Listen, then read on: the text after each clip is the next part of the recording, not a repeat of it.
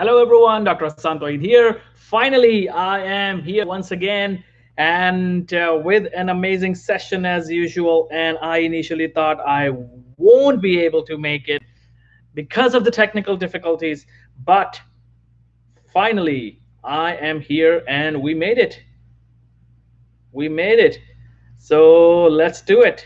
Let's do it. Let me invite all of you and everyone who is here. Please do comment. Please do type so I know you are here. And anyone has any questions, please do type, and I will of course answer your questions and your concerns. And also today's session is going to be a very useful session on systematic reviews. Okay, and take notes, and don't be complacent without taking notes, because this is going to be an amazing session.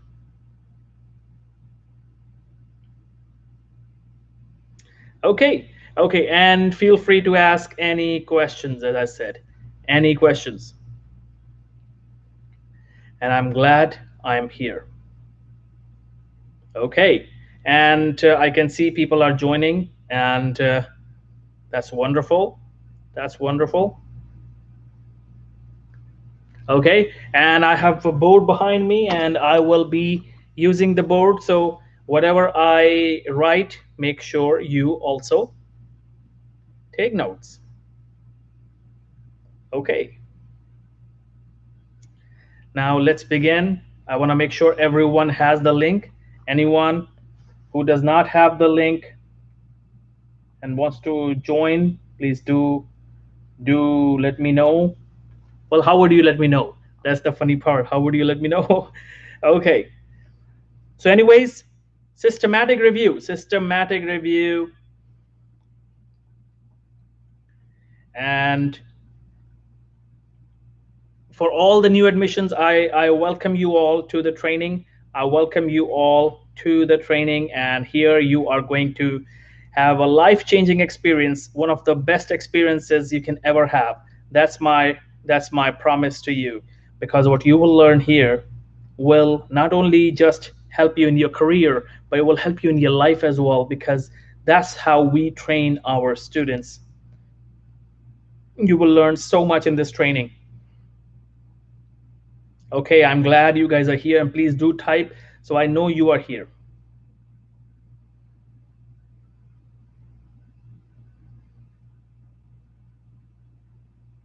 Okay, okay, I can see you guys are here.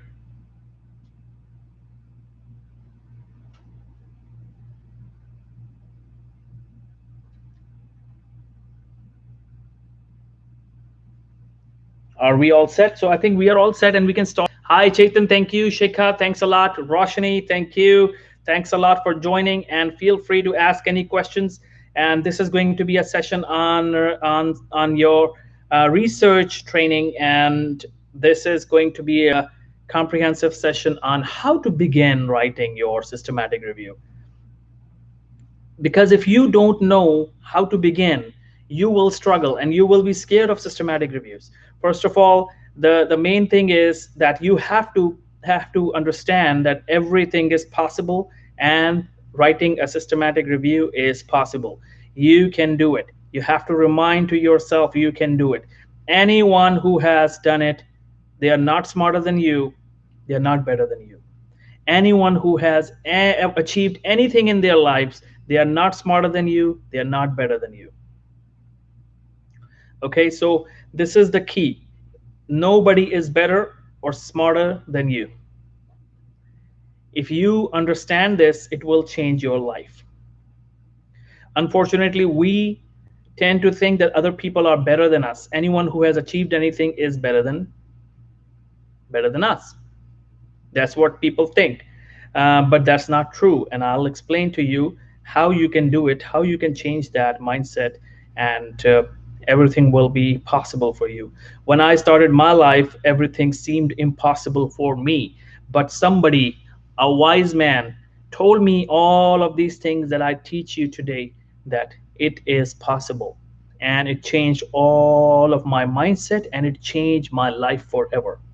So if you follow what I'm telling you, you will no more be the same person that you were until yesterday. That's my promise to you. That's my promise to you. But you have to take action. You have to take action, because I can do only so much. And we as institute can do only so much. The action has to be taken by you. Okay, we are all set and ready to get the ball rolling. Okay, thank you guys. Thanks a lot. So how many people do we have? We have enough people. I'm waiting for more people to join, but it's okay. As long as I have enough people, I'm happy. I will be the happiest person. And we have Amy, Mahavish, Anju, Harish, Suchitra, Petros, and Chetan, and Shikha, Roshni. Thank you guys. Okay. So guys, now the thing is, feel free to ask any questions. And for all the new admissions into the Be a Published Author program, I welcome all of you to the Be a Published Author program. Congratulations on enrolling. And this is going to be a life-changing experience for you. You just need to understand that how to study for this course. Make sure you attend my live sessions every week, and you attend your mentor's live sessions every week, and watch the recordings, keep the recordings, and rewatch it. Every single line can be important, and any line that will be delivered by us can actually help you finish your paper. Usually, you know why? Because we are only one skill away. Most of the time, we are just one skill away from achieving our goal. We think that we are way behind, but no, we are just one skill away. And I'll explain to you why and how. So that's number one. Second thing is that you will have the student discussion sessions for all the tier 1 students. You will have student discussion sessions, and you guys will learn from each other, and you will be able to co-author with each other. So tier 1 students will attend the student discussion sessions as well, and you will learn all that. And I'll send you a video that will explain how you can study for this course. And also make sure you log into your account on the website. Everyone must create an account on the website, because there is study material on the website. If you don't create an account, you will be left behind. And if you don't complete the videos that have been given to you on the account, you will not be able to sustain. You will not be able to finish your paper. You will have difficulty. Everything counts. Schedule it, set a deadline, start working on your paper. So now, today's session is how to start a systematic review and also meta-analysis. This is actually relevant for both. Now, be honest and tell me how many of you are scared. How many of you are scared of writing papers? How many of you think it's very difficult to write a systematic review and become a published author? How many of you think it's difficult? How many of you feel scared?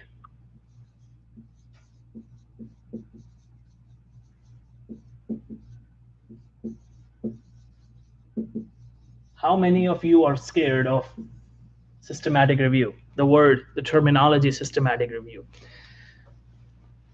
Remember, we all have fears. We all have fears. Do you think I started my life without fear? And do you think I don't have fear? Everyone has fear. This is the part of being a human. We all have fears. Remember, success is not the absence of fear. Somebody said that, I don't know who said that, but it is a very true statement that success is not the absence of fear, because we all have fears. Success is the conquest of fear, mastery of fear. How you beat your fear, how you live with your fear, how you absorb or you destroy your fear. Fear will eventually, of course, come. I mean, if you're driving, suddenly a truck comes into you and you are scared. That's natural. We all are scared. but we need to learn to fight the fear. When I was young, I started, I don't know if you think I'm young.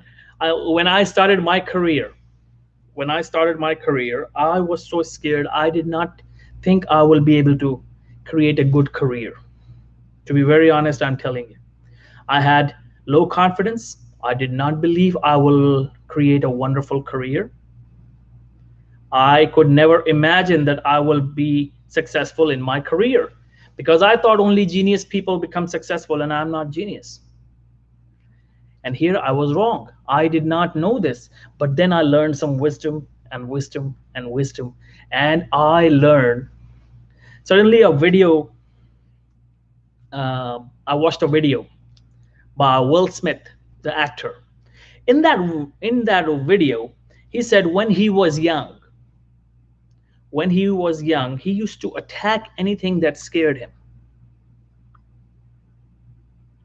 I forgot exactly what words did he use, but he had developed this habit since his childhood that whatever scares him, whether it's an insect, a spider, whatever it is, he used to attack it.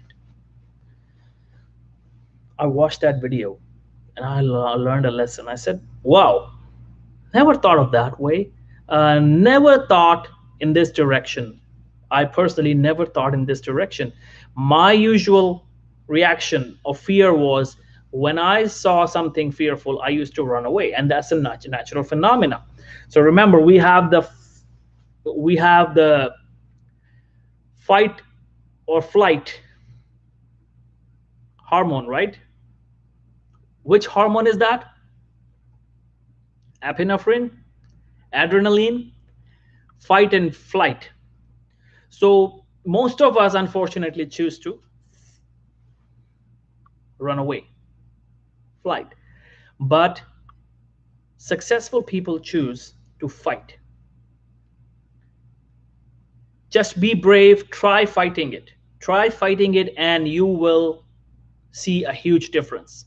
You will see a huge difference. So what I did was, on a pillow, I first of all took a piece of paper and I wrote the word fear. I wrote the word fear. When I wrote the word fear and I put it on a pillow, I started to punch it every day. I used to look at it with anger and I used to punch it, punch it, punch it. Whenever anything used to scare me, I used to punch it. So I started to hit this pillow, and I made a mess out of that pillow. And I kept punching, kept punching. So maybe bring a punching bag, write down the word fear on it, and start punching. Start punching, start punching. Now, what will happen? Maybe people will call you crazy, but it will change your life. It changed my life. Write down USMLE. Write down USMLE and start punching it. Write down US residency and start punching it. Write down publication, start punching it. Write down systematic review, start punching it. Write down whatever is the biggest dream that you have in your life. Write it down. Becoming successful, becoming whatever you want to become. Just write it down and start punching it, and your fear will go away. You will learn to conquer your fear. You will learn to conquer your fear. This is the greatest therapy, I'm telling you. It's a coaching therapy. Okay, it's a coaching technique, I'm telling you, that worked for me, and it did wonders. It changed my whole life. And develop a habit that whenever you are scared, you punch it and you hit it. Now, let me tell you something really personal. So when I started my career, I was so fearful, as I told you already. I have anxiety, I was so fearful, and I used to have nightmares. I used to have nightmares that a giant, what can I say, alien, a giant, I don't know, what do I call him, species, is running after me. And I was running away as usual. And many of you have probably seen a similar nightmare, right? It's a very common nightmare. But when I started doing this exercise, now I'm telling you this secret. When I started doing this exercise, I learned the habit of fighting fear. It will take you some time, but if you do it, and you say, I am bigger than I am, I'm bigger than my fear, I'm bigger than this, I'm bigger than USMLEs, I'm bigger than the US residency. Guys, you are the best creature of this nature. You are the best creature of this universe. You are the best creature created by God. If you believe in God, if you don't believe in God, consider you are the best creature by nature. But you really are the best. Human beings can do anything. We human beings have been given the power to create anything we like. Each one of us worth trillions of dollars. No country in the world even has that kind of cash, the value just one human being has. The energy that is released from our hydrogen in our body, from the chemical reactions that happen in our body, it can produce the energy of equal to trillions of dollars. It is coming from the experts. I'm not exaggerating. So why are you selling yourself short?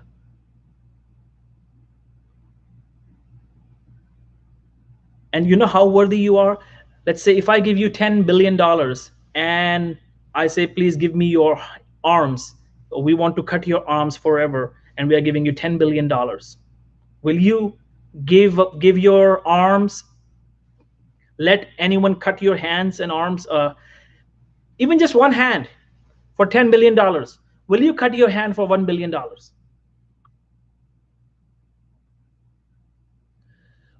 Somebody wants your eyes. Somebody wants your eyes. That after this, they will take away your eyes and they are giving you $1 trillion. Will you do that? That after that, you will never ever be able to see. But they are giving you $10 trillion. Okay, $10 trillion. The amount that nobody has ever seen. Will you give your eyes? Will you give your hand? No. So imagine the value your body parts have. Imagine the value your one hand has. Imagine how valuable your whole body is, how valuable you are. So why do you think that residency is beyond your imagination? It's beyond your capacity, it's beyond your reach. You need to change the mindset, and you need to understand this, that it is possible, it is within your reach, and we human beings have been given this power to get anything we want. So coming back to the dream, that what the nightmare that I saw, I used to see, and too often, that something is running after me. And because of this exercise, what happened in my dream, I found an X in my dream. I'm telling you the truth. In my dream, I found an X. This X was lying on the floor, and this strange creature, 20 feet tall, not 20 feet tall, I would say maybe 10 feet tall, 10 feet tall creature is running after me. Giant creature, just like, you know, something, the villain of Mortal Kombat, something that's scary, and it's coming after me, and I'm running. And suddenly in my dream, I think of this exercise.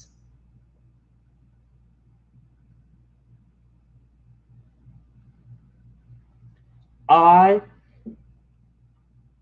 think of this exercise in my dream now, and I remember that I am a person who attacks fear.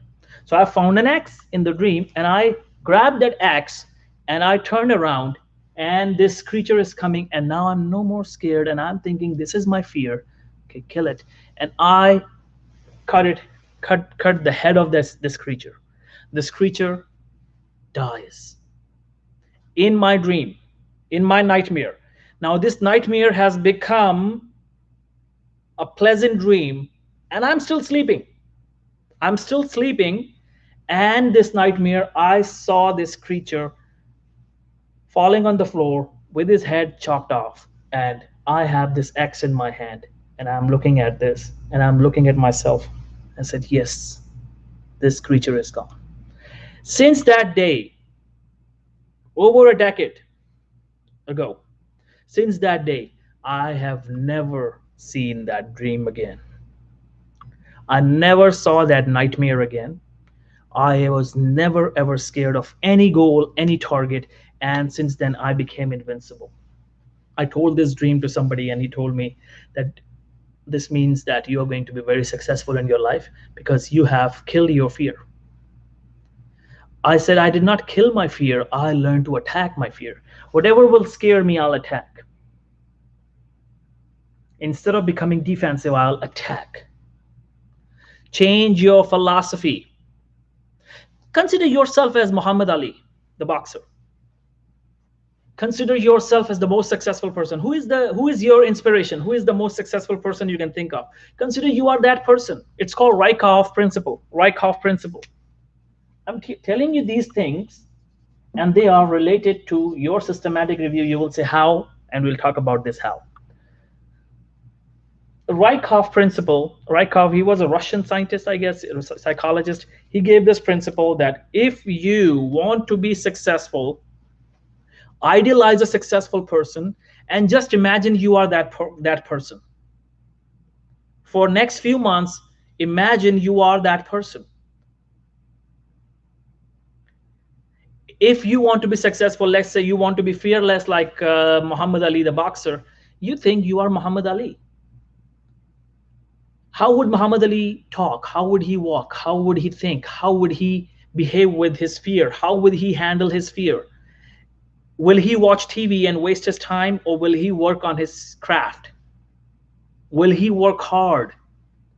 Imagine doing this. When you do that again and again, you develop a habit. For next 6 months, you live like Muhammad Ali, you will develop the habit and the mindset that Muhammad Ali had. Don't think that you are yourself right now. Just practice this for 6 months. You will be a whole new person in 6 months. I idealized some people in my life, and I started to think I am those people. How would this person behave? And to be successful, to be disciplined, to wake up early, to work hard, to practice every day, to practice on my craft every day, I started to imagine, I'm telling you another secret, some personal things I don't mention to anyone. But today, I think I should. I applied Reika principle, and I thought every day that I am an army general. I am an army general of the strongest army in the world. And I reminded myself, I am an army general. I'm an army general. How would an army general live? How would he behave? He will wake up early in the morning. He'll start working on his craft. He will do his exercise. He will not be scared. He will not be lazy.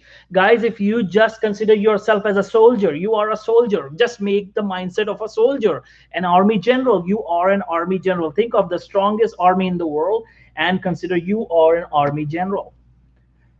Think of the greatest warrior in the world and think you are that person. How would that person live? Guys, there is no other way to be successful except following what successful people do. Think of successful people, the bravest people in the world, and start living that life. How does the army general behave? He's strong. He's mentally strong. He doesn't cry. He fights. He attacks his fear. He takes everything as a challenge. He plans, he discusses with his team, and then he gives the task to everyone, and then he's back on his feet. How will army general eat? How will army general eat? Will he look like unhealthy, overweight person? No. How will army general walk? How will army general do his exercise? Will he do just lazy exercise, or he will do an exercise that will give him some pain?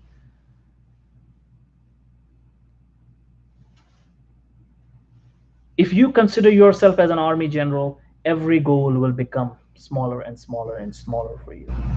If you cannot think of yourself as an army general, think of yourself as the president of the US. Napoleon. Think yourself as of these people, and you will have a whole new mindset. Consider yourself that I'm that kind of person. I'm that person. How will he live? What time will he go to sleep? What time he'll wake up? Every day, the more you think of that, the better you will become, the more disciplined you will become, and the fear will go away. So I made a mindset that I will be I'm an army general, and that's why I run an organization, because I'm an army general.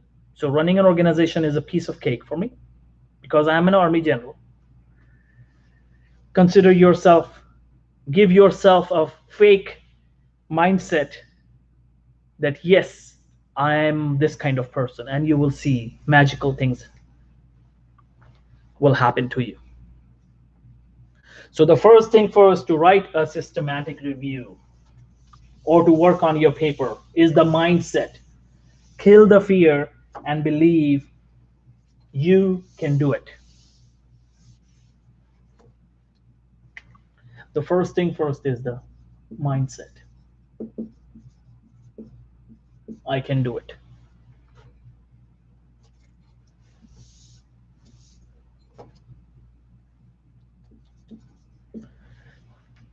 The mindset that yes, I can do it. I can achieve it. I can achieve my goal. I can achieve my dream. Nobody can stop me from becoming successful. Nobody can stop me from becoming successful. Can you develop that kind of mindset? I will match. I will get the residency. I will ace the interviews. I will perform really, really well in the interviews. I want all of you to develop this kind of mindset. If you develop this kind of mindset, nothing can stop you. And take the pain. Take the pain. Remember, it is rightly said that no pain, no gain. So it is painful to discipline yourself to sit on the desk and start to work on your paper every day or even once a week. It is painful, but initially it will be painful, just like when you're going for exercise. When you are going for exercise, it is painful. Initially, it is very difficult to go for a jog, to go for running or exercise. You find it really, really difficult. But when you start doing it, you feel it's easier. You feel it's easier.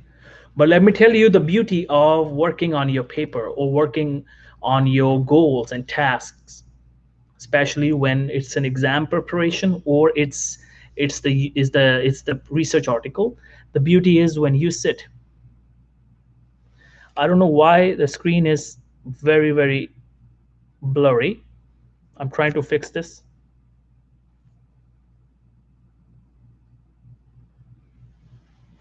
It's okay. If you no problem, you can watch the recording if you're late. And this is the live session regarding the question that tell me what time will the class end today? Oh, end today. Okay, so we will end in an hour. In an hour. So this is going to be a very important session. So guys, another thing is that when you sit on a seat, initially just before going to seat, it is painful. Oh, how would I feel? But when you sit and you start working on your paper, you shut off your phone and you shut off everything, you will start to enjoy it. You'll start to enjoy it. And this happens to me. This happens to everyone, that initially going to work is difficult. It feels, oh, it's a pain. But when you get there, you start to enjoy, then it is difficult for you to come back home if you are living your passion. It also happens. And remember, the difference between successful people and unsuccessful people. If you remember this philosophy, it will change your life. Successful people and unsuccessful people, They don't like to do the same things. They don't like to wake up early in the morning. They don't like to be disciplined. They don't like to follow discipline, the schedule, and they don't like to work hard because sometimes most of the times it hurts. That's why it's painful.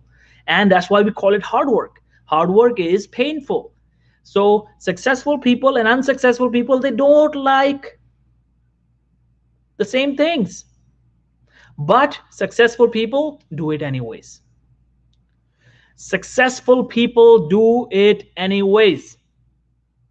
Unsuccessful people and successful people both don't like the same things, but successful people do it anyways. Unsuccessful people will go into their comfort zone. Get out of your comfort zone.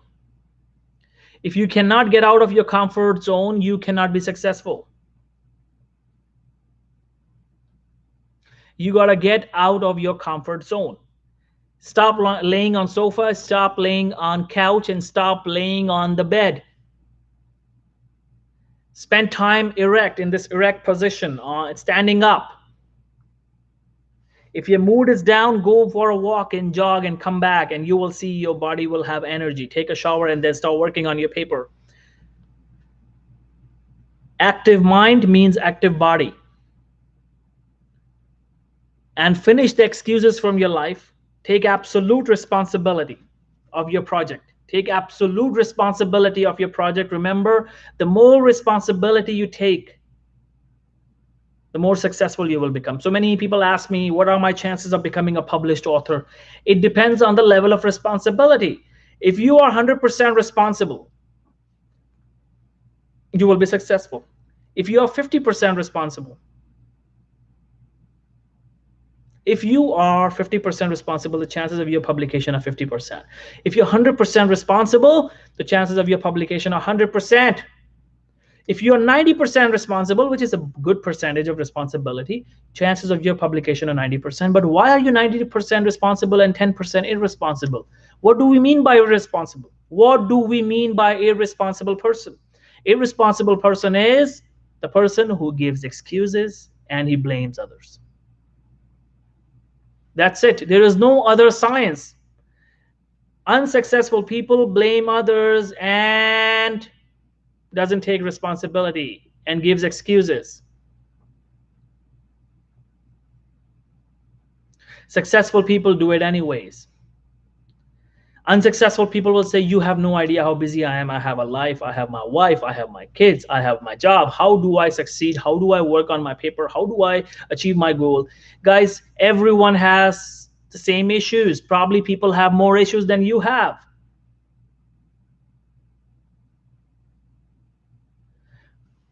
People have more issues in their lives than you have, and they have achieved everything. Remember, anyone who has achieved anything in his life, he had problems in his life. He had challenges in his life, or she had challenges in her life. People think that when I will have ideal conditions in my life, I will work on my paper, I'll become successful, I'll achieve my goal, I'll become successful. I will set targets and I'll achieve my goals, I'll be successful when I have ideal life. Remember, there are no ideal conditions. There are no ideal conditions in life. This is the harsh reality, that there are no ideal conditions. You will always have some challenges in your personal life, some challenges with your health, some challenges with your family, some challenges with some other stuff. You will always have challenges. Oh, I could not complete my paper because my grandfather had COVID. Oh, my father had COVID. Oh, I got COVID. Guys, these are excuses. Successful people don't give excuses. They say, I will achieve it even, it doesn't matter whatever happens. I will achieve it. I'll do it. Whatever it takes, I'll achieve it. Do you have that kind of determination? Unfortunately, no, because most of the people, they just kind of want success. Most of the people, they just kind of want success. Guys, you cannot achieve success if it's not the crazy dream you have that you quit everything else besides your dream. Are you willing to sacrifice everything for just few months to achieve your goal, to achieve your dream? If yes, then you will do it. If you cannot, then you will not do it. If you have an attitude of kind of want success, that, oh, I want to watch TV, I want to watch movie, I want to go outside, I want to have fun, I want to watch sports, I want to have friends outing, I want to meet with my friends on weekends, and you think you will complete your paper and you will score high in USMLEs, you are fooling yourself. We are not born to do multiple things at a time. You can only achieve few things. Either you achieve your career or you achieve entertainment. And remember, entertainment, watching TV, reduces your self-esteem, because deep down inside your heart, you know that I'm wasting my life. I'm wasting my time. You know this. Don't lie to yourself. Watching TV, wasting time on Facebook and watching videos, and on YouTube watching useless videos rather than educational videos, you are wasting your life. You know this deep down inside. So your self-esteem reduces. So decide today that you will take absolute responsibility, and you don't just kind of want success, you really want success, and you will do whatever it takes to achieve your goal, to be successful, but always ethically and morally, because you got to start with your values. If your values are damaged, you cannot achieve anything. Like, let me tell you one thing. As a joke, we did that in our medical school. I asked one of the classmates that, let's say you have a residency interview, and the residency director is a female, and she says, I'll give you residency, but you got to listen to what I'm saying. He said, what? The residency female director says that, I want to go on a date with you. I want to initiate a romantic relationship with you.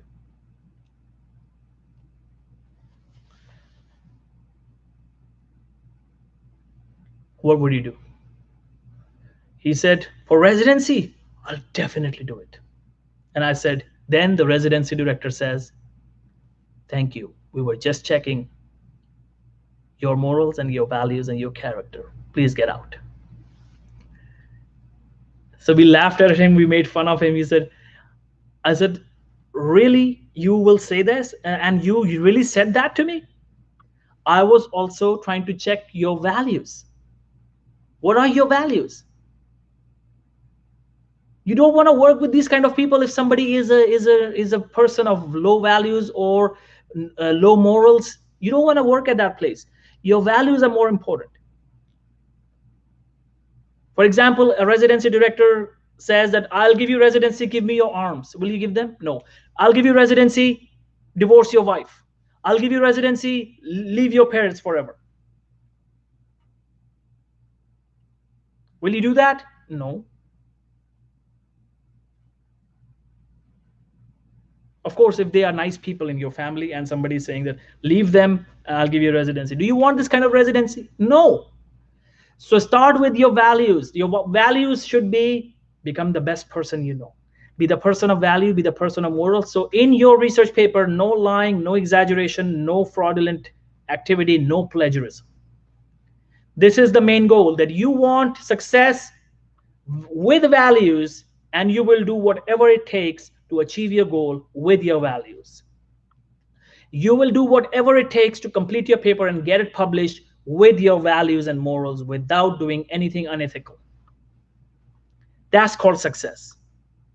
Otherwise, if you say, I'll do whatever it takes, and you're willing to do anything wrong to achieve your goal as well, then you are not a successful person. You are a criminal, because criminals also achieve everything they wanted by unethical and immoral, illegal means.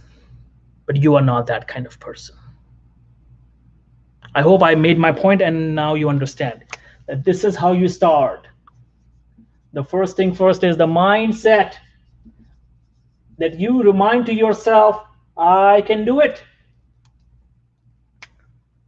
You remind to yourself that I can do it. Second thing is, the values. You will do everything ethically, morally, nothing wrong. Your work and your success will not harm anyone, will just benefit people, and eventually benefit you. This is extremely important. Be a person of values. Rather than becoming a person who is running after success, if you become a person of value and morals, success will follow you.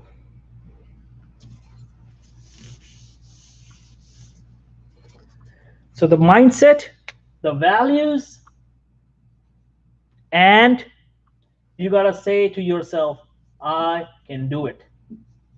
And your daily mantra, I can do it, I can do it, I can become a published author, I can complete my systematic review, I can do it, nobody can stop me.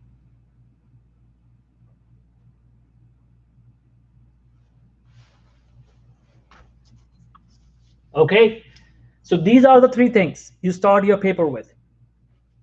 Okay, now the next thing is start actually working on your paper. If you start here at point number 4 without working on first 3 points, you will not be able to achieve your goal.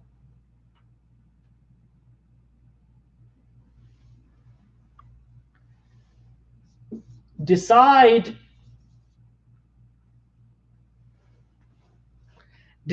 what you want. Decide what kind of article do you want, and resolve to finish what you start. Resolve to finish what you started. If you have resolve to finish what you started. Resolve means promise. Promise yourself that you will not move away. You will not give up. You will not give up until you have finished your paper.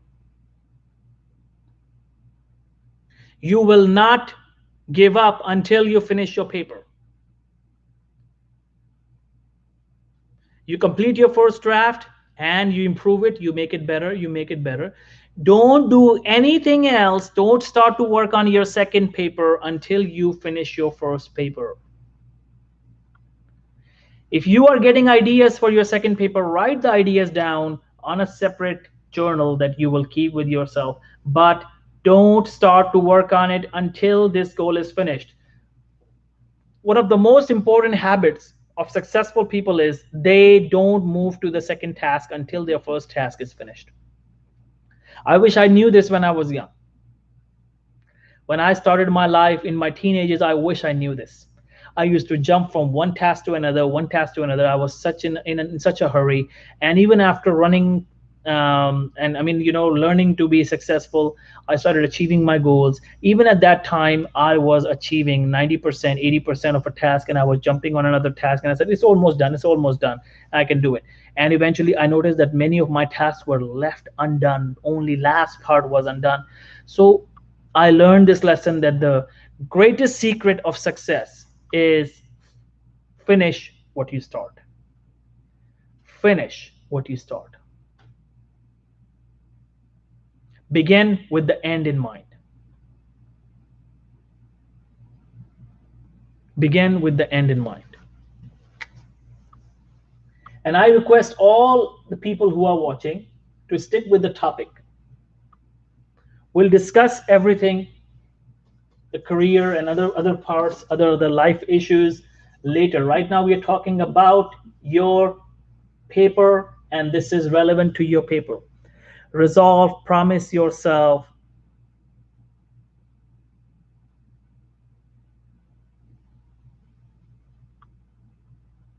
that you will finish what you start. Most people don't finish what they start. I have seen many people start to work on their paper. They just write down their introduction and they never come back to their paper. and they lose motivation because you never promised yourself that you will finish your task. So always have an accountability partner. We are your accountability partner, your teachers. We are your accountability partners. We will remind you, we will push you, we will make sure that you are motivated, but we can just educate you to be motivated. Only you can be motivated yourself.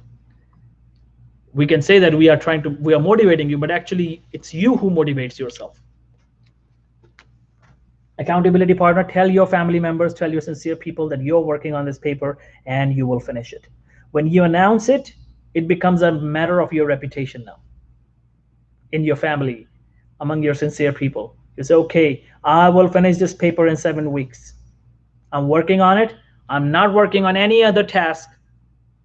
Whatever comes to me, I'm not going to work on that task. I'm just working on this paper right now. Accountability partner will help you. And your whys. Why are you writing it? Why are you writing your paper? The more reasons you can write, I want you to write it down before you start working on your paper in a journal or on a piece of paper. Just write down your whys. Why do you want to be a published author? Write down your whys. The more whys you can think of, the better your chances of completing your paper on time. Number one, why? To get the residency, right? Number two, why? To get more interview calls. Third, why? To feel good about yourself. Fourth, why? To get better self-esteem. It's the same thing, to feel better about yourself. Okay, you can say better self-image, better self-concept, better self-confidence, increase your confidence. So many whys. You want to impress your parents. You want to show to your parents that you are really worthy. You want to show to the world that you are able to do something. And your name will be alive. Once you become a published author, your name will be alive for the rest of your life. In the databases, online, in the rest of the world, everywhere, your name will be alive with your paper. You will become immortal. Your publications will make you immortal. So write down your whys. You want a better career. You want more promotions. You want more salary. You don't want to live an ordinary life. Only 1/3 of IMGs who apply for residency nowadays have publications. So you want to be in 1/3 or you want to be in 66%? And overall, people who don't apply for residency, then the overall percentage is probably less than 10%.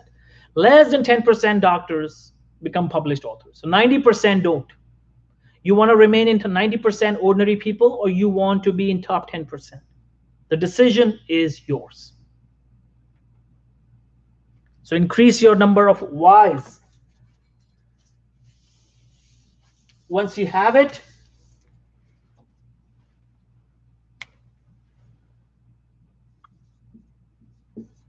set a deadline. Once you have a deadline, 7 weeks. Set a deadline of 7 weeks. Once you have the deadline, you will know exactly what you're doing.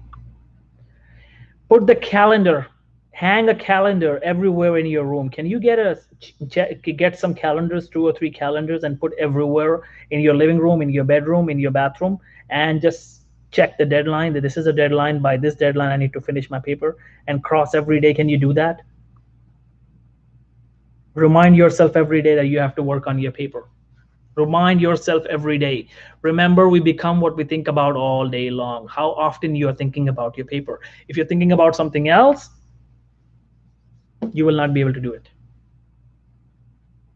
If you're thinking about something else, you're not going to do this. I know this because I have trained thousands of people. I know this. I have trained thousands of people for success in different domains, in different professions. So I know how it is done.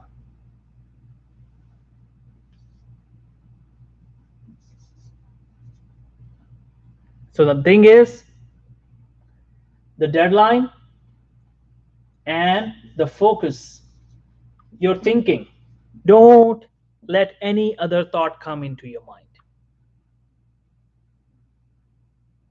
except your publication, except your residency, except your success.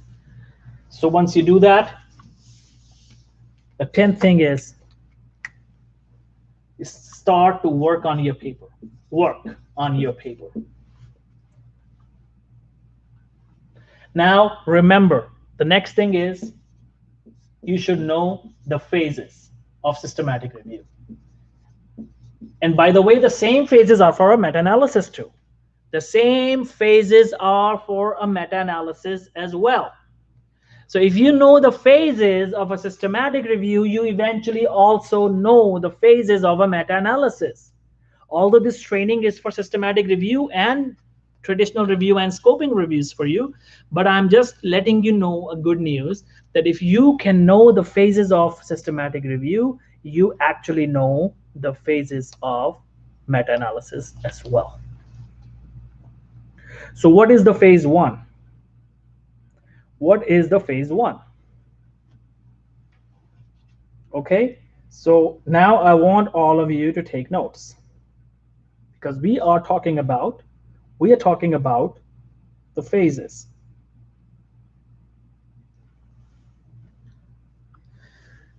There are 3 phases.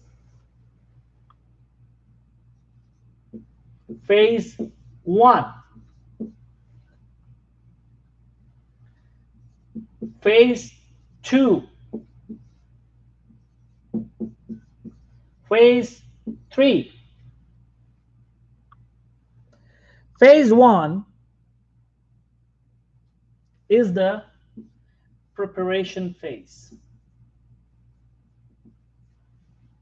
You gotta prepare for your systematic review. Now I'll clean the board and we'll just focus on phase 1. We'll come to other phases, but I want you guys to focus on phase 1 first. Phase 1. I think it was the last week's video, the requirements of a systematic review. You can watch it. For anyone who just joined, I can send you that video. Watch it so you will get an idea what to have for a systematic review. But quickly, I'll give you some highlights. So you need to have a Word document ready on your computer or a similar document for writing.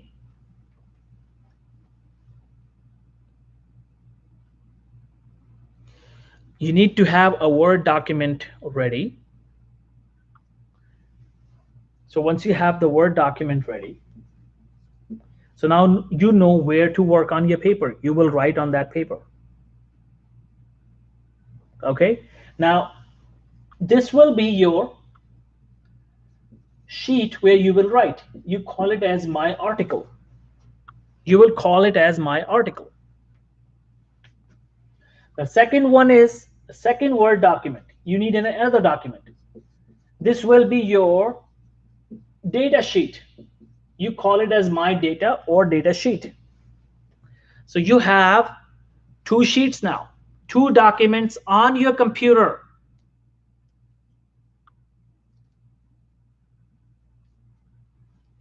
On your computer or on the iPad.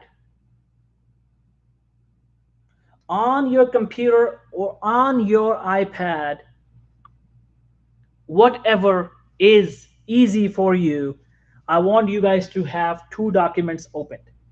Microsoft Word document for my article. This is where you will write your article. This will be your fair article. This is your fair document. This is exactly where you will write your paper. Second is a rough document, and you will call it as data sheet. Just like in mathematics, when you do mathematic algebra or some kind of arithmetic equation, you know what you do? You remember, you do your calculation on one side, but you do a rough calculation on the on one side. So your rough document is this data sheet. This is where you will do all the messing up, all the planning and everything. But your fair document is the one which is actual paper. This is where you will work on your actual paper. The second document is the rough page. Either you call it my data or data sheet. The third document is the Prisma checklist. Prisma checklist, open Prisma checklist, download Prisma checklist. Prisma means preferred reporting items for systematic reviews and meta-analysis. Open Prisma checklist. Once you have Prisma checklist opened, you know now what you need to do for your paper. Prisma checklist. This checklist has some 27 points, and you just need to make sure that your paper has all these 27 points. That's it. If you can make sure that your paper has all these 27 points, you will complete your paper. Your systematic review will be completed.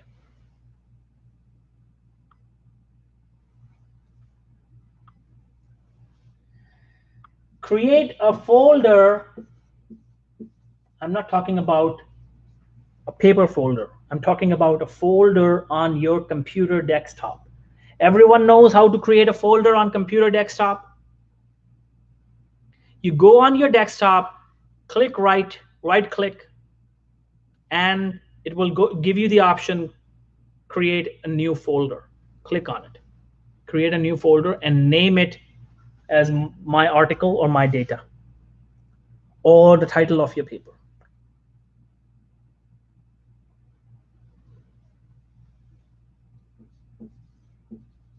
So I'm telling you from the very, very basic and from very, very beginning, I don't believe in this, that I tell you something that just create a folder and I expect that you know how to do it.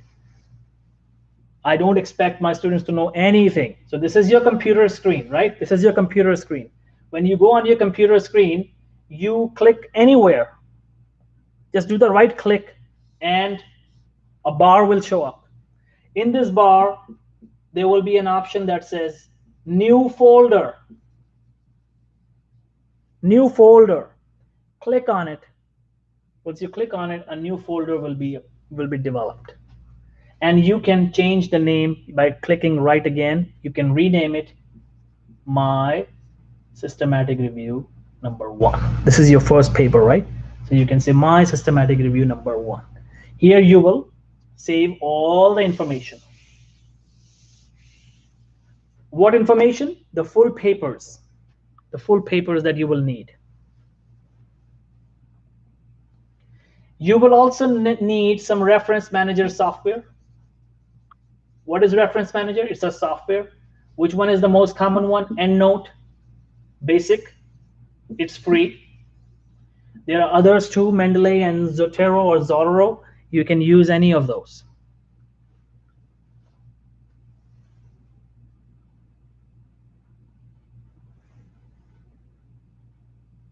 It's so easy. The instructions how to use it are available, but we are here to help you with that as well. And you may also work without it because you can do manually as well. And you will learn all of this gradually. Don't worry about it. You will need an Excel sheet on your computer or a similar sheet. Do you have Excel sheet? Make sure you have it. Download Excel sheet, purchase the subscription for just for your paper. You also need to create an account on PubMed website because you will be using PubMed.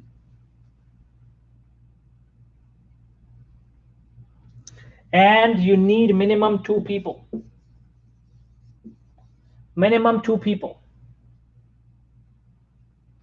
Your first author, you are the first author of your paper, but your second author will be the second person who will be closely working with you on this paper, and we will give you the list. We will give you the list, authorship sequence list. You follow it and you will have no problem at all. I hope everyone has taken notes. If anyone has missed anything, don't worry about it. You can rewatch this session, you can rewind it, and you will be able to see it again.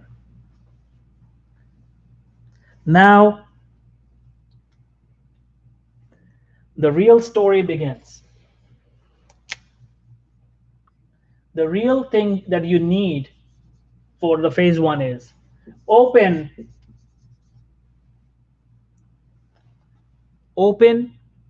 Prisma checklist. Open Prisma checklist. So you have this in your list, right? We discussed about the Prisma. We discussed about Prisma checklist. We discussed what Prisma checklist is, preferred reporting items for systematic reviews and meta-analysis. You know this. So you gotta open that checklist. That's the step number 1.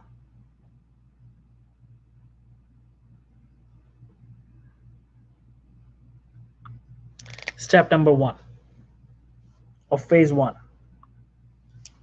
Open Prisma checklist. Second thing I want all of you to do is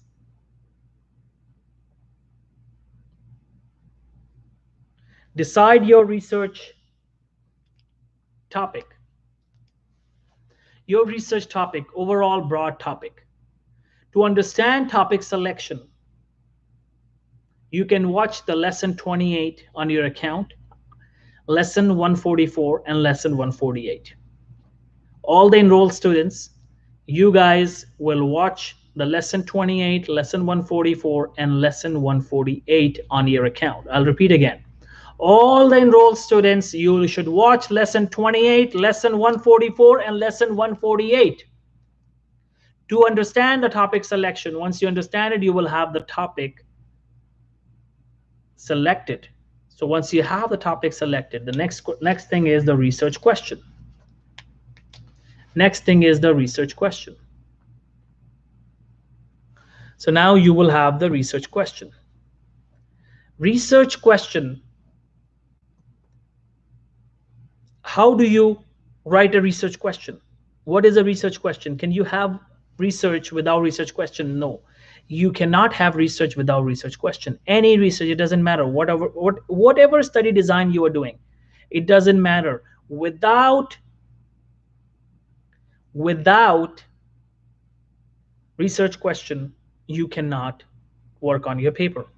Even if it's a traditional review or if it's a systematic review, you need a research question. And usually your topic is your research question. If you know your topic, you can easily formulate your research question. Now, for a systematic review or meta-analysis, we follow a unique kind of research question. It is known as PICO question. P-I-C-O, PICO question. Everyone, please write down P-I-C-O, PICO question. P-I-C-O, PICO question. What does that mean? P is for population or problem. Population or problem. I is for intervention.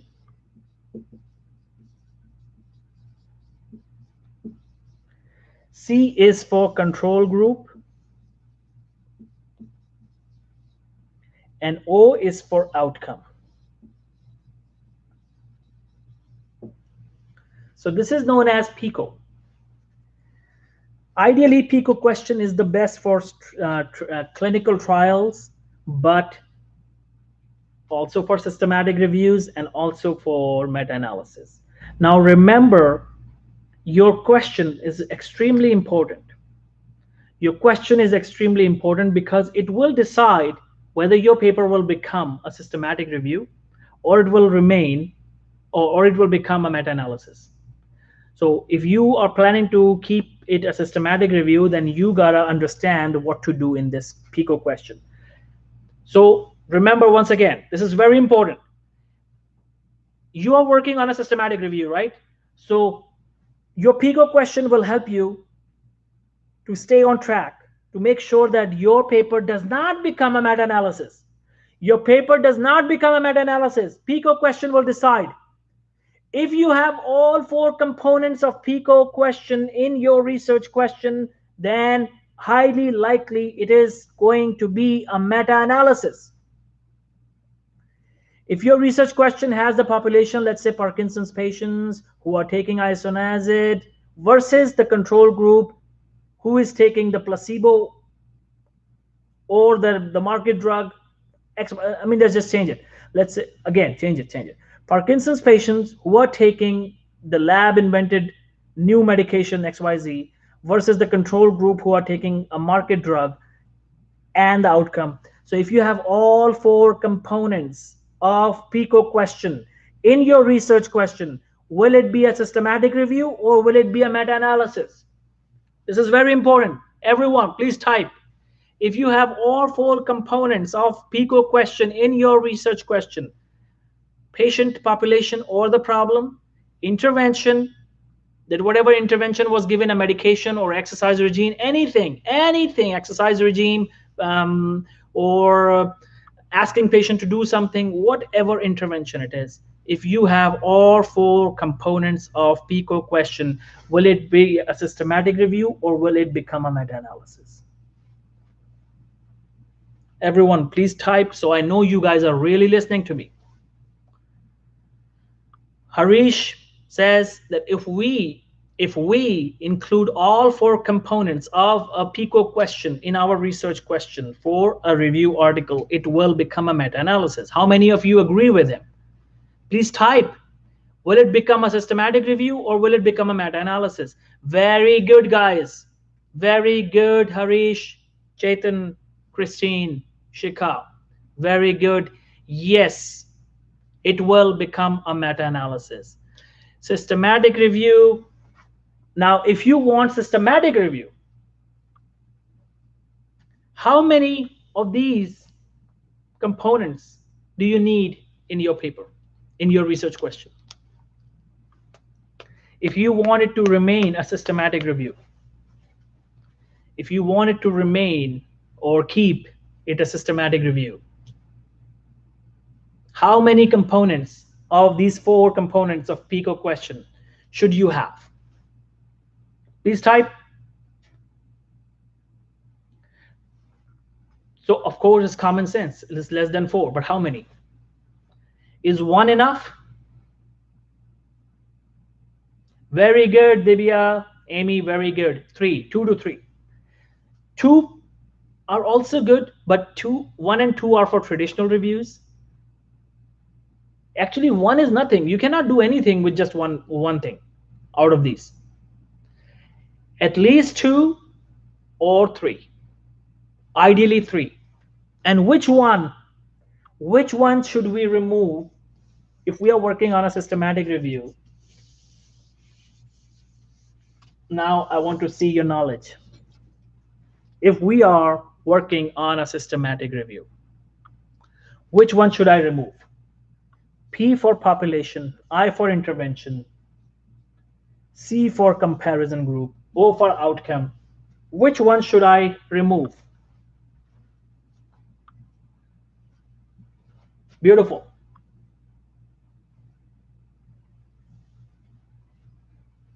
Once you do that, your paper will become a systematic review, ideally. So you don't have to worry about making it a meta-analysis or statistics. Many people say, how do I make sure that my paper does not become a meta-analysis? Stay away from control group. Yes, comparison group or control group, stay away from it. So you are writing a paper on Parkinson's patients who are taking isoniazid and they develop nephropathy or neuropathy, let's say. So now you can work on those kind of patients. You collect all the papers related to these kind of people and you write a narrative review. Out of it, it becomes a systematic review. So I'm telling you the greatest secret to make things easier for yourself. remove the control group and stay away from statistics if you want to work on a systematic review. But if you want to work on a meta-analysis, bring a control group.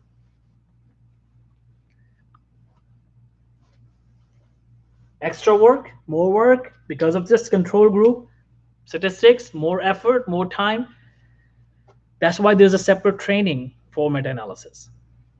And forget about it right now. You should now, first of all, you need to know how to make sure that your paper remains in the dimension or in the direction of a systematic review. Now, what else? First of all, before we move forward, are you all in a hurry? Can we continue? Can we continue? How many of you are enjoying this session? Do you want me to continue for at least half an hour? Because I am enjoying today's session and I don't want to finish. I'm loving it so much. I don't want to finish. But it depends on you guys. Okay, very good. This is the passion. That's all I wanted to see. Amazing. So now you have a research question. Always remember, you will also work on a protocol. Your data sheet actually will be your protocol. Your data sheet will actually be your protocol, and you will write a protocol just like a research article, just like a review article, anything, the plan that you do on your rough sheet protocol, that's your plan. This is called as research protocol. Many people say, what is research protocol? I'm so scared of research protocol. The word research proposal, research protocol, these things destroy me and I'm scared. No need to get scared. Your research protocol is the rough document that you will be working on. So start working on your paper, and when you are like 90% done, the document that is actually left, it will be actually your protocol. You can submit it in the end too, but many people will say, what is he talking about? Why do we submit it in the end? Okay, do it in the beginning. Okay, do it in the beginning. So now, what do we do with the protocol? What do we do of the protocol? So you have this protocol. So what do you do? Ideally, if you can create your work protocol before your paper, before you actually start working on your paper, this protocol will be a document that will be your plan, research protocol. You submit it to a website known as Prospero. There's a website known as Prospero. There's a website known as Prospero. Everyone, please write it down. Prospero. Prospero is a website where you register your systematic review or meta-analysis. Why do we register? We register our systematic review to make sure that we let everyone else in the world know that we are working on this topic. That's why we register. And what we do is actually, when we decide our topic, initially when we decided our topic, we can go to Prospero website at that time and check if anyone else is already working on that paper. If anyone else currently is working on that paper, they started before you and they are about to finish, then you can modify your paper. That's why Prospero website helps to understand if I should work on this paper or I should not work on this paper. Is anyone else working on this paper? So the day you decide your topic and your research question, what you can do is you can go to Prospero website. Listen to me once again. The day you decide your topic or your research question, you go to Prospero website. You go to Prospero website. What will you do? Please type and let me know. What will you do? You decided your research topic and your research question. Now you go to Prospero website to do what?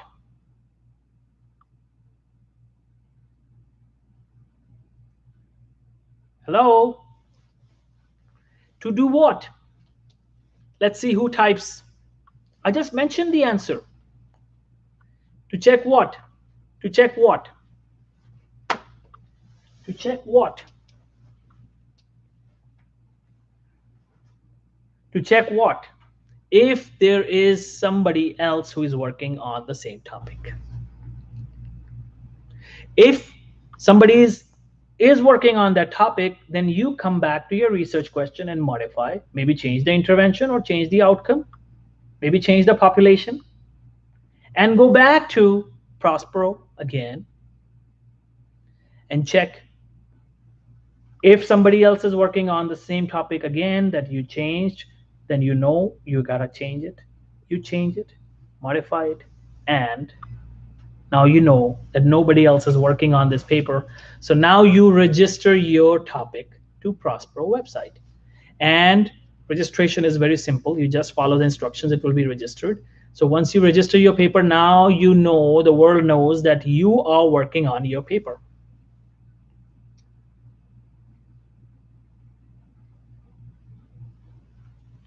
Now you are working on this paper. Now other people, when they get the same idea and they will see that, okay, Mr. Chetan, Dr. Chetan is working on this paper with his team. So we now need to focus on something else. Okay, so this is what Prospero is all about. Now, do you have to submit your paper protocol to Prospero? Is it a must? Please answer me. Is it a must? Do you have to do it? Do you have to? No, it's optional. You don't have to do it, and I don't support it. I'm teaching you because I want to make sure my students know everything. I'm teaching you this because I want you to know everything about research. But do I support it? Do I want my students to do it? I'm not fond of Prospero. Why? I have my own reasons to believe, and I'm going to share that with you. Let's say I'm working on a paper. Parkinson's patients who are taking isoniazid and they develop neuropathy. Let's say I'm working on this paper, right? I submit my protocol. I saw nobody else was working on it, so I submit my protocol. And now everyone knows that, okay, Dr. Hassaan Tohid is working on this paper. And tomorrow I die. For so many years, until Prospero finds out that I have died, nobody will work on this paper. So many people submitted their proposals and they changed their mind, they changed their ideas, they got retired, they totally lost motivation. So there are so many papers nobody worked on. So this is stopping people from being more creative.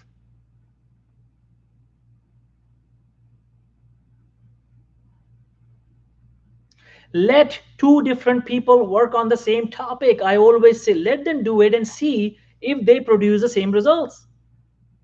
Maybe one group made a mistake. They missed some studies, and this other group does not miss some studies. Who knows? How are you judging and making a conclusion based on this, that somebody worked on this paper, so the other person should not work on this paper?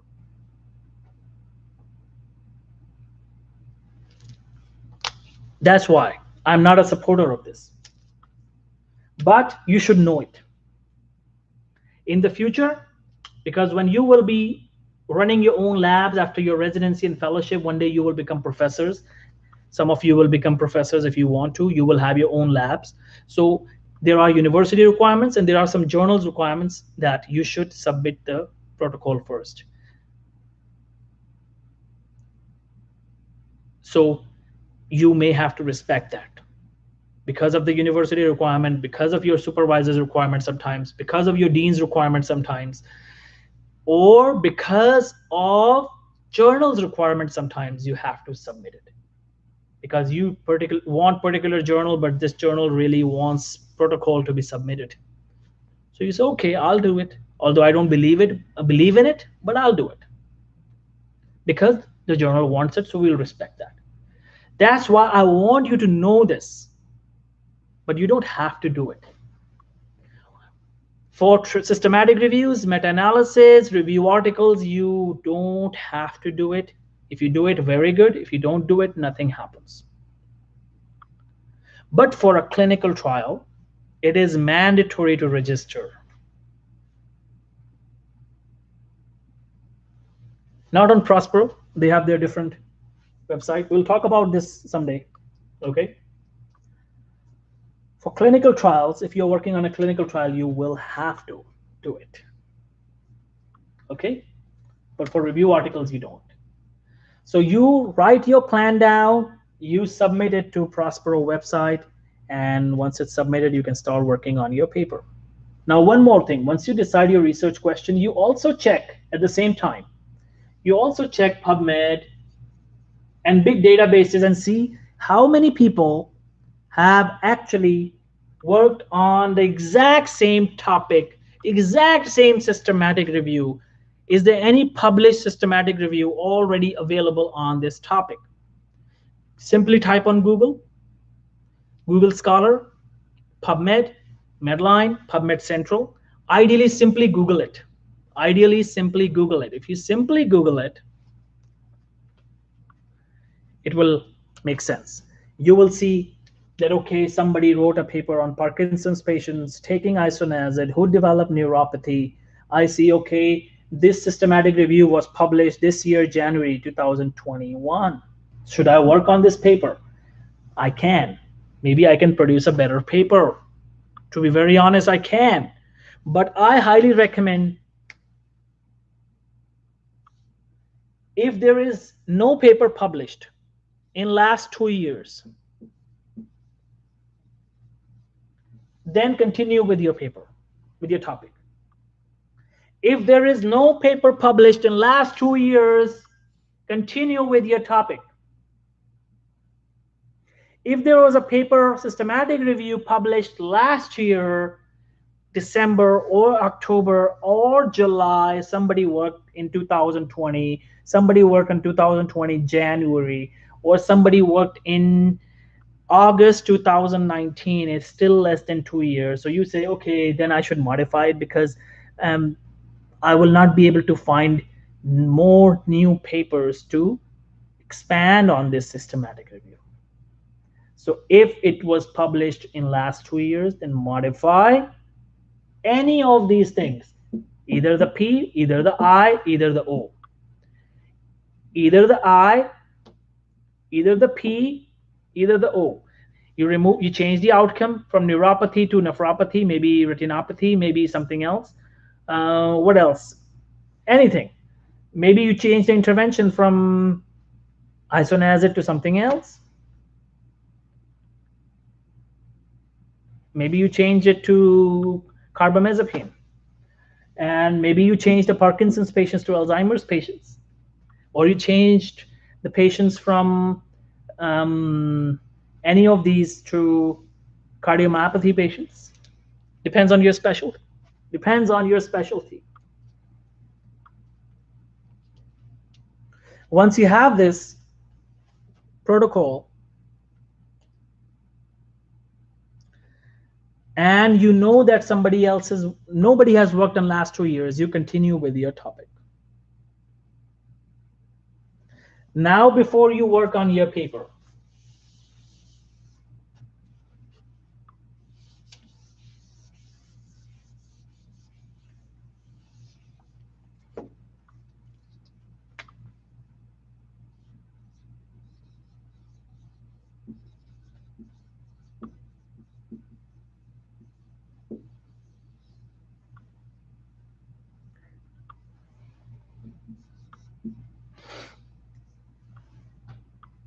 what is the next thing? Decide your inclusion exclusion criteria. Decide your inclusion exclusion criteria, and we have another name for that, eligibility criteria. Work on the eligibility criteria. What does that mean? What does that mean? Remember, guys, Parkinson's patients who are taking isoniazid and who are developing neuropathy, if I just search this, I will find thousands and thousands of articles. It's not feasible for me to search all of those articles. So I must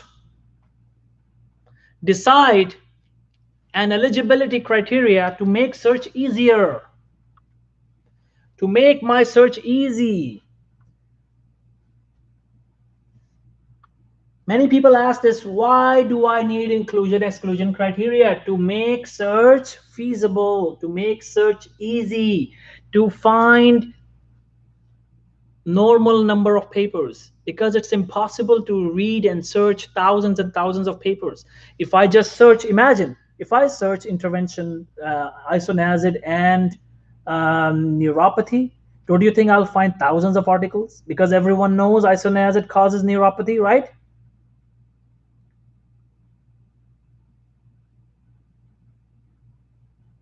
Everyone understands this concept, right? Let's say chest pain and heart, for example, just for the sake of discussion, although I don't want you to choose such a common topic. We'll discuss that in the topic selection. But right now, just focus on this. This is example. So just use common sense. All of you are doctors. Use common sense and tell me, if I find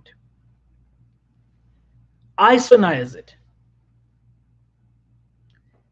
if I search isoniazid and neuropathy, will I find very few papers or will I find a lot of papers? Everyone, please.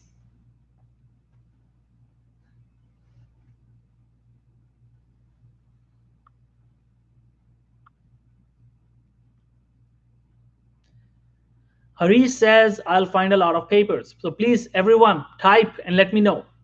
If I search isoniazid and neuropathy, will I find a lot of papers or will I find very few papers? Felicita says, a lot of papers.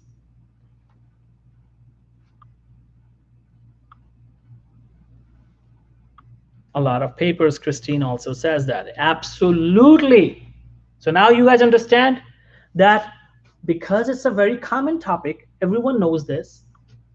So I'm going to find thousands and thousands of articles, probably 100,000, probably 50,000. Is it possible to go through all these papers and write my systematic review? Absolutely not, because we have limited time and you have to complete your paper in 7 weeks. So what do? You decide an inclusion-exclusion criteria that I will focus on certain kinds of papers. That's it. What can be your inclusion-exclusion criteria? Most common, last 5 years of papers. Last 5 years of papers. So you will just focus on last 5 years of papers.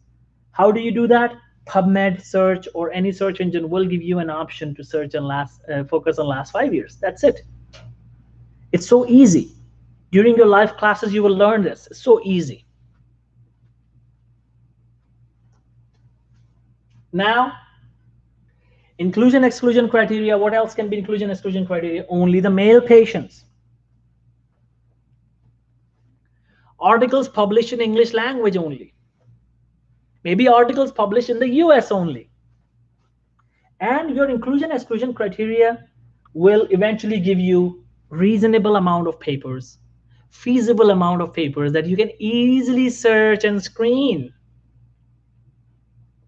That is why we apply the inclusion-exclusion criteria. And now let's say you have worked on this paper.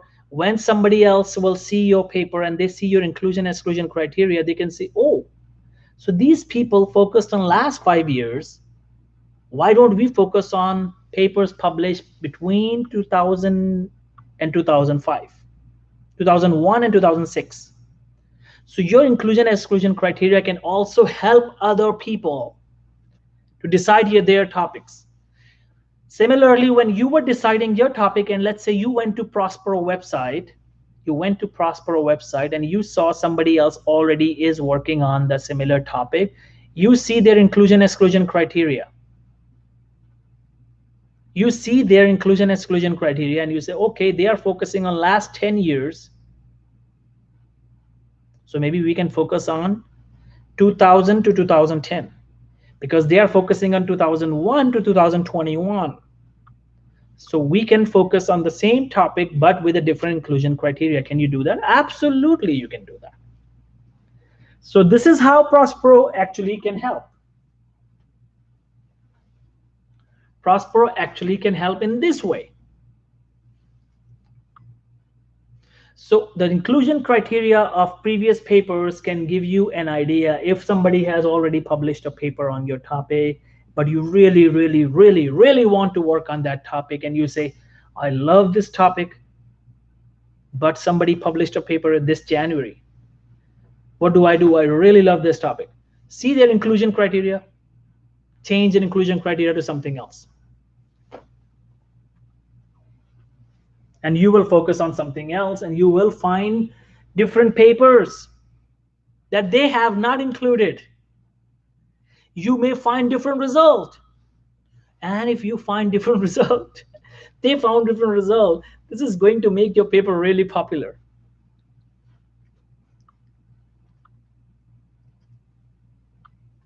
Do you understand now? So don't get scared of getting different results. Because there were different results, or maybe you are human or you made a mistake.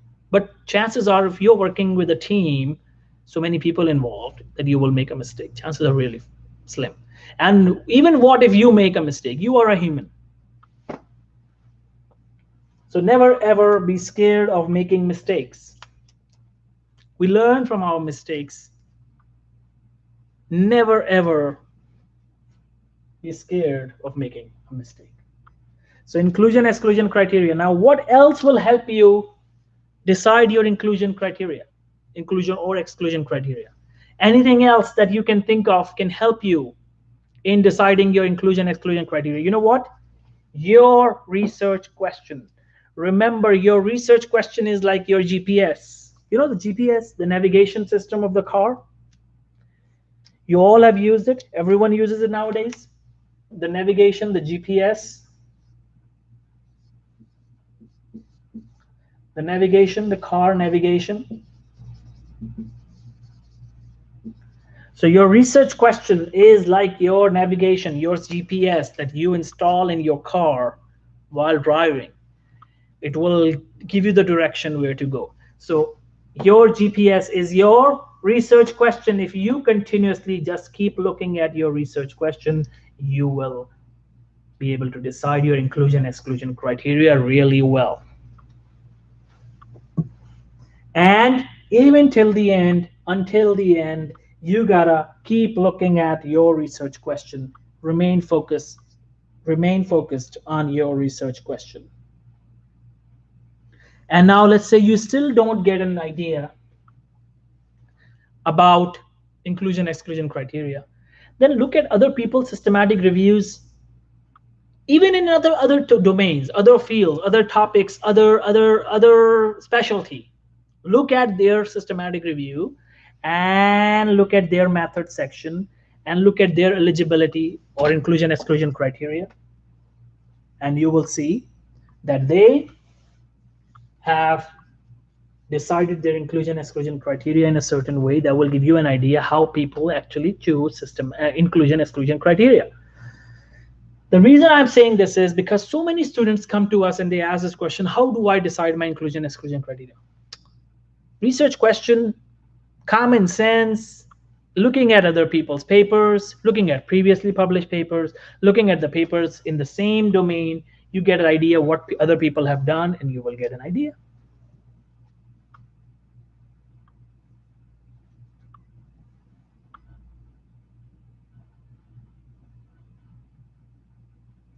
Now, what else?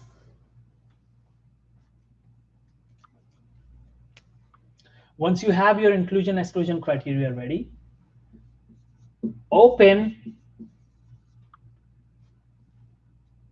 other systematic reviews related to your specialty in front of you. You need this as a template. You will need it as a template.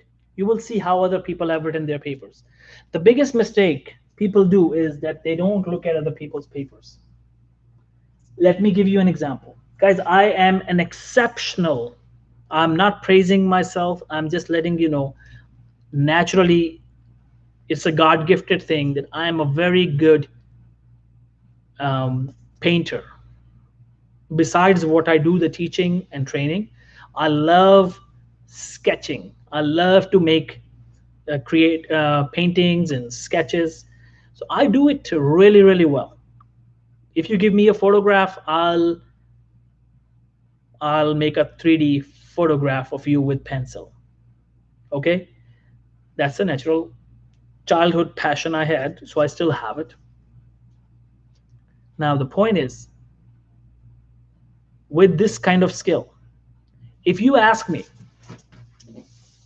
no, I'm not impressing you, because we all have our own talents. What you have, I don't. Probably you are a great singer and I'm not. You are good at software and I'm not. So everyone has their own talents. If you ask me to draw Mickey Mouse here, now you will say probably, why is he bringing Mickey Mouse? Why is he bringing Mickey Mouse into this discussion? Because this is the most common face in the world, right?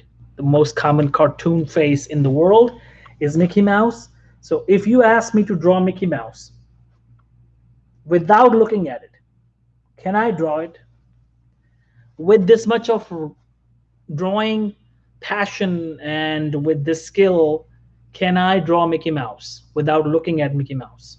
Although this is the most famous face in the world, most famous cartoon in the world. The reality is, let's try it without looking at Mickey Mouse. Let the screen get clear. Yeah, without looking at Mickey Mouse, I'm trying to draw Mickey Mouse, okay?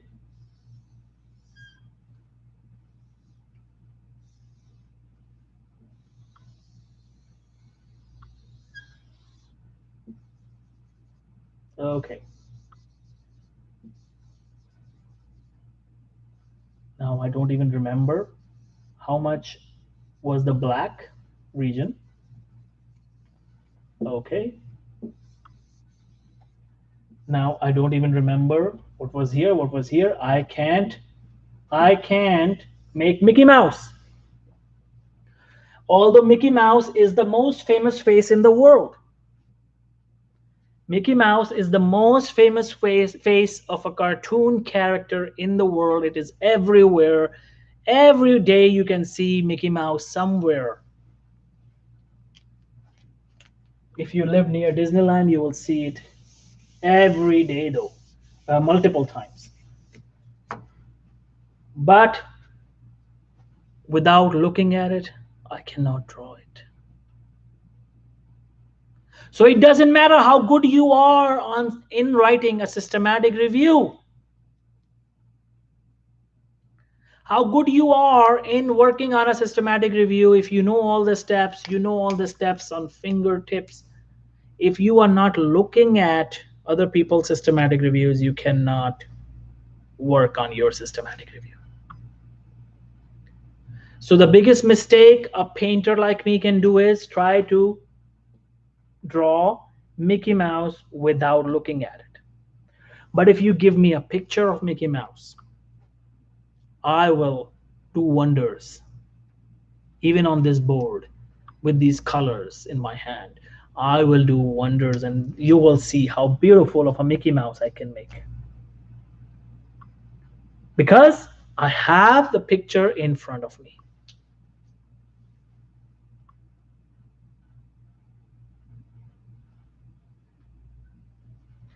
I see my face in the mirror every day. Every day, right? Ask me to draw my face, I cannot. If I'm not looking at my face. You see your relatives' faces every day. So Nageshwar, you said you are amazing in sketching, just like I am. And you remember you have seen your father every day, right? Or your mother every day. But now, can you draw your mother's face on a piece of paper without looking at her picture? If I just ask you to just think of your memory and try to draw her face, can you do that? Although you have seen this face every single day in your life for hours and hours and hours. So how can you do a systematic review without looking at other people's papers? I think I'm giving you the best example I can. Same for a traditional review, same for a meta-analysis. If you are working on any kind of paper, open other people's papers.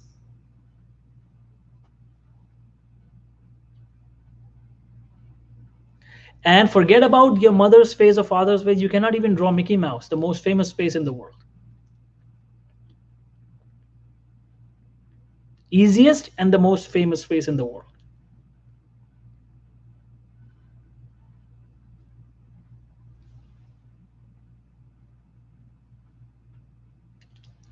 So don't try to be over smart, and don't try to work on your systematic review without looking at other people's papers. Don't ever make this mistake. So this is how the phase 1 of a systematic review is. Now, after phase 1 is the phase 2, and then phase 3.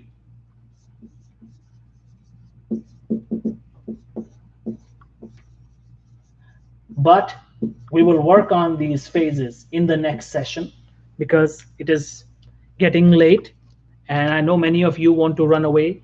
Already some people have left. I don't want you guys to be tired and overburdened. One step at a time, gradually, okay?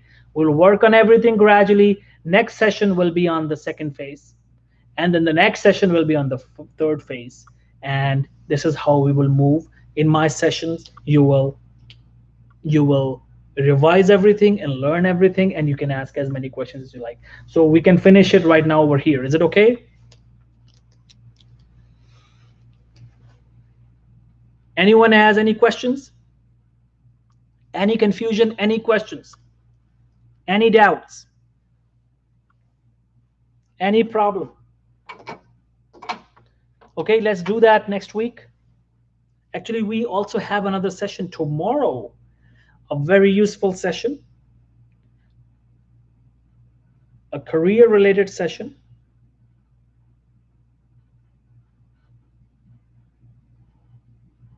Okay, so anyone has any question? And how was this session today, by the way?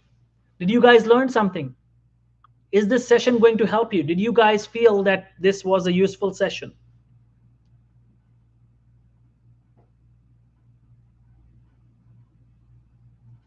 Yes, Amy, I have left this video on my channel though, but I'll send you that.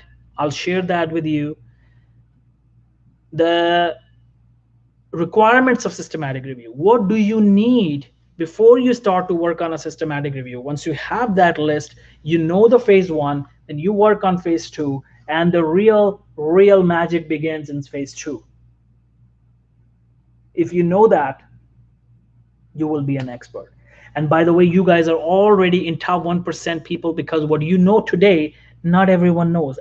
Go and ask your friends, go and ask the teachers in your medical school, do they know how systematic review is written? How many of them know?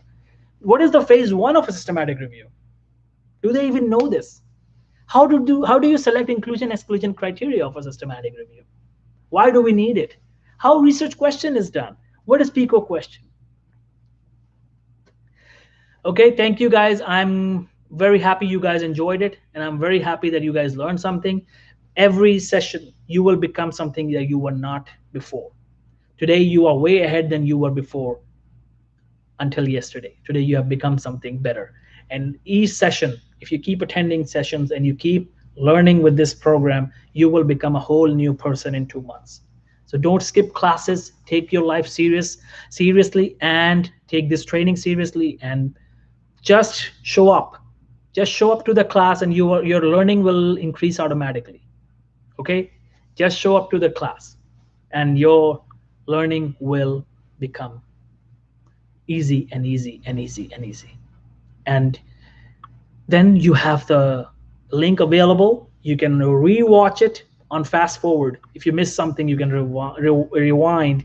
You can watch it again. This is the beauty of recording, that you can watch it again and again. So if you don't understand something, and then you have my number. If you have any confusion, questions, you have my number. That's why we are here. Okay, thank you guys. Pleasure talking with you. Pleasure to see you. We'll meet again tomorrow with an interesting topic that will be career related topic, very important topic, and we will discuss that tomorrow. And until then, take good care of yourself and see you tomorrow.